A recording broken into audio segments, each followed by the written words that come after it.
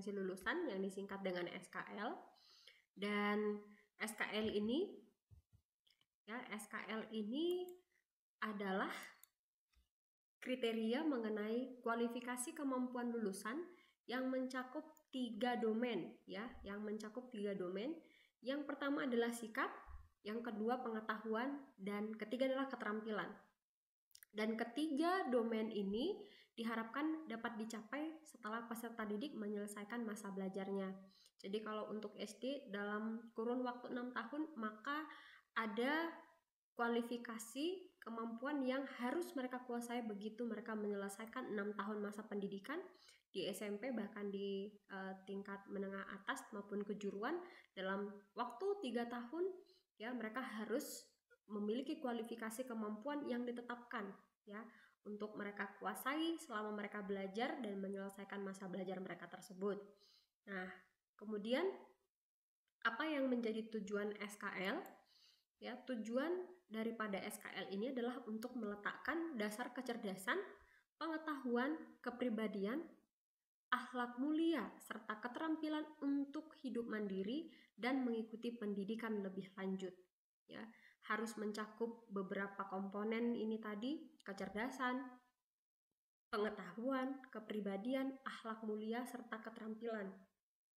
Nah, tujuan yang kedua yaitu pada satuan pendidikan menengah umum bertujuan untuk meningkatkan kecerdasan, pengetahuan, kepribadian, akhlak mulia, serta keterampilan untuk hidup mandiri dan mengikuti pendidikan lanjut. Kita bandingkan dengan yang menengah kejuruan ya. Pada menengah kejuruan perbedaannya adalah mengikuti pendidikan lebih lanjut sesuai kejuruannya.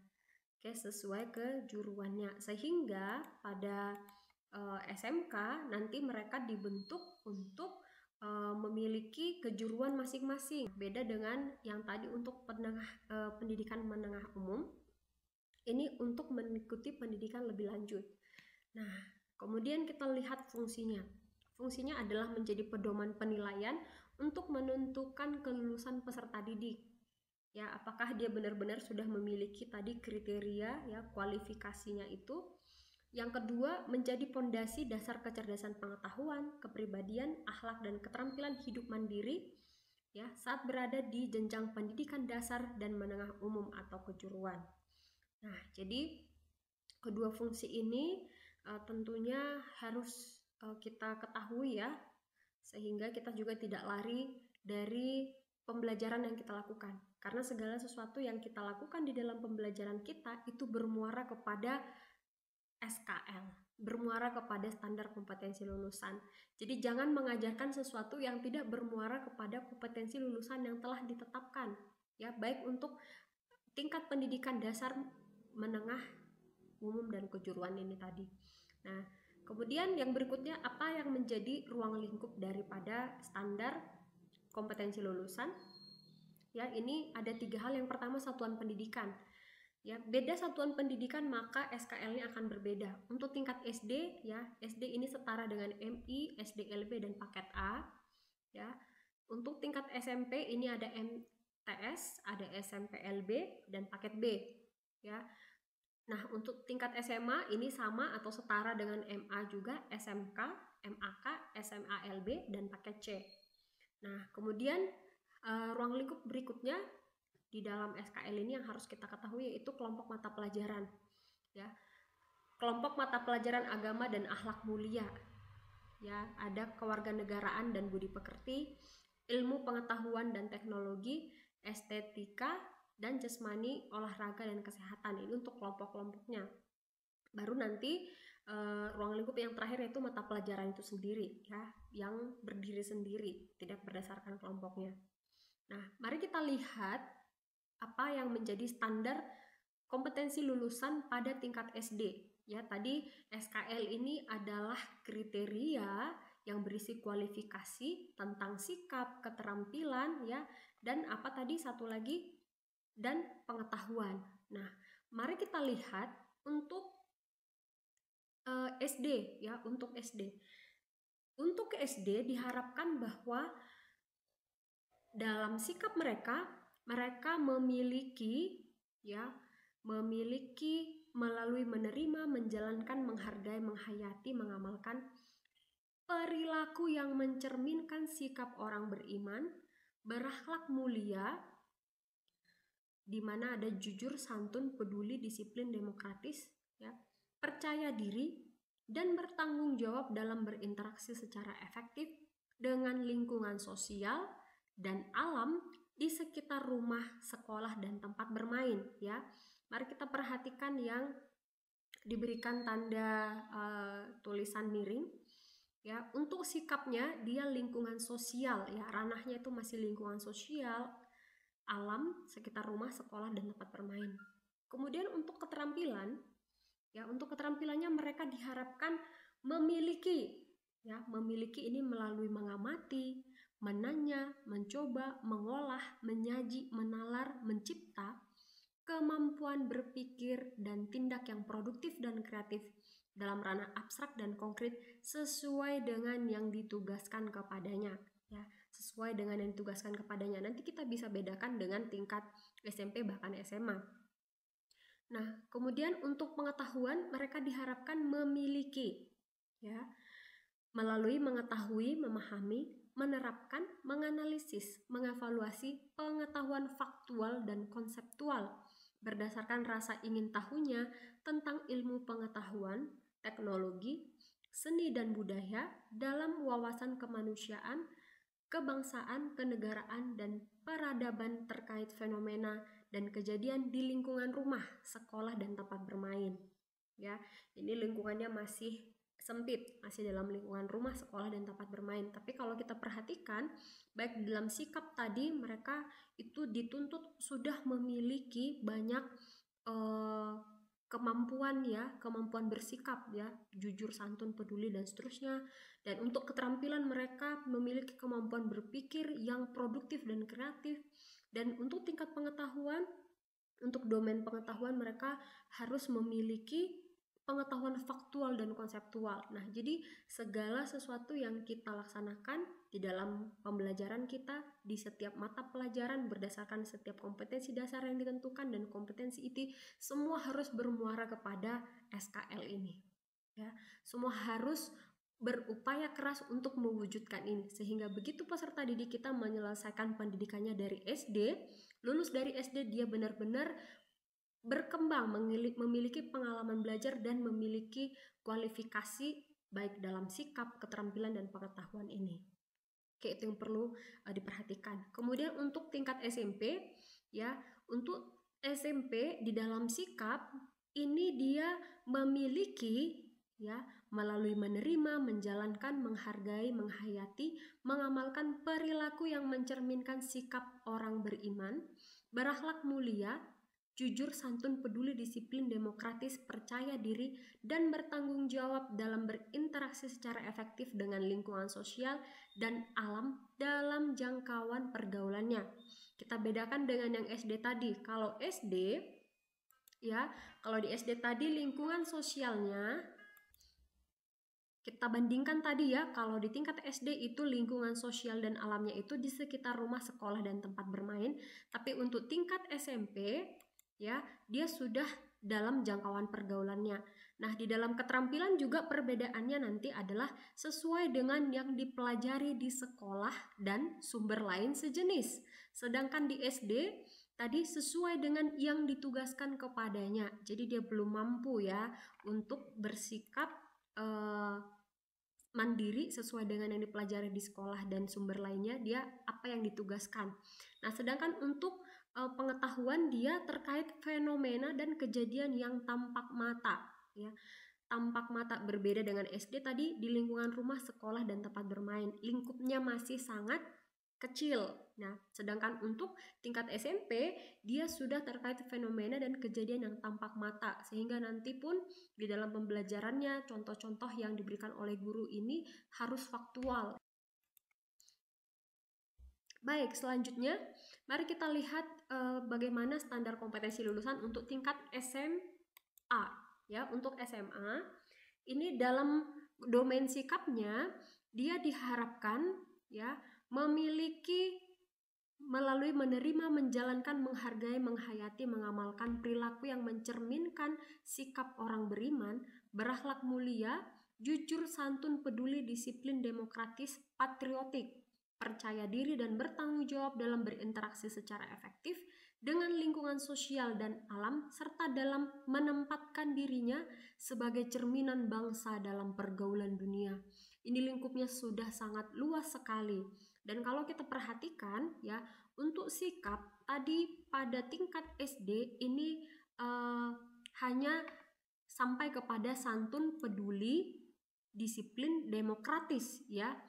Kemudian pada tingkat SMP juga masih jujur, santun, peduli, disiplin, demokratis, tapi pada tingkat SMA sudah jujur, santun, peduli, disiplin, demokratis, dan patriotik. Berarti sudah ada unsur-unsur yang nanti juga sesuai dengan lingkungan yang mencerminkan dirinya sebagai cerminan bangsa dalam pergaulan dunia. Nah, tidak mungkin dia bisa mencerminkan bangsa kalau dia tidak memiliki sikap patriotik. Maka ini harus dipupuk dan harus dimiliki oleh lulusan setingkat SMA. Nah, untuk keterampilan dia memiliki melalui mengamati, menanya, mencoba, mengolah, menyaji, menalar, mencipta, kemampuan pikir dan tindak yang efektif dan kreatif dalam ranah abstrak dan konkret sebagai pengembangan dari yang dipelajari di sekolah secara mandiri. Ini pada bidang kajian yang spesifik sesuai dengan bakat dan minatnya. Sehingga di SMA sudah ada pembagian minat dan bakat ya. Ada khusus untuk kelas yang fokus kepada ilmu sosial, ada yang kepada ilmu alam. Nah, kalau kita lihat juga pada tingkat SMA ini sudah sampai pada tahap menalar dan mencipta ya. Dan kemampuannya tadi harus tetap produktif dan kreatif ya. Ya, kalau di SD tadi sesuai dengan yang ditugaskan kepadanya, SMP yang dipelajari di sekolah dan sumber lain sejenis, sedangkan pada tingkat SMA pada bidang kajian yang spesifik sesuai dengan minat dan bakatnya. Nah, untuk pengetahuan dia memiliki ya pengetahuan prosedural dan metakognitif berdasarkan rasa ingin tahunya tentang ilmu pengetahuan, teknologi, seni budaya dalam wawasan kemanusiaan, kebangsaan, kenegaraan, dan peradaban terkait penyebab fenomena dan kejadian pada bidang kajian spesifik sesuai bakat dan minatnya.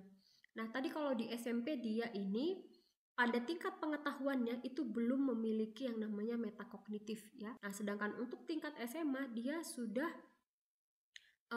pengetahuan prosedural dan metakognitif.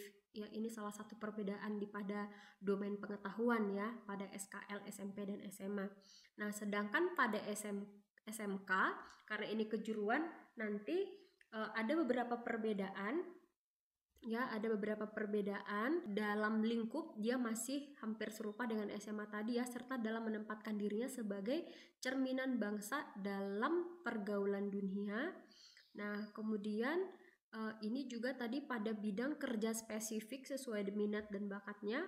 Dan yang ketiga bagian pengetahuan dia sesuai pada bidang kerja spesifik sesuai bakat dan minatnya. Nah, tapi kalau di dalam kejuruan ya, ini mereka langsung kepada bidang kerja yang akan mereka geluti nanti. Jadi mereka sudah dibagi berdasarkan kejuruan. Misalnya untuk sekolah menengah kejuruan mesin, bidang kerjanya nanti sebagai ahli mesin ya, seperti itu. Nah, pada pengetahuan juga maka dia lebih sempit dan fokus pada bidang kerja sebagai ahli mesin. Nah, yang pastinya sesuai dengan minat dan bakatnya ya. Itu perbedaan umum dengan yang kejuruan. Ya, nanti ini pada kejuruan dia langsung dikaitkan kepada apa bidang kerjanya. Ya, bidang kerja yang spesifik.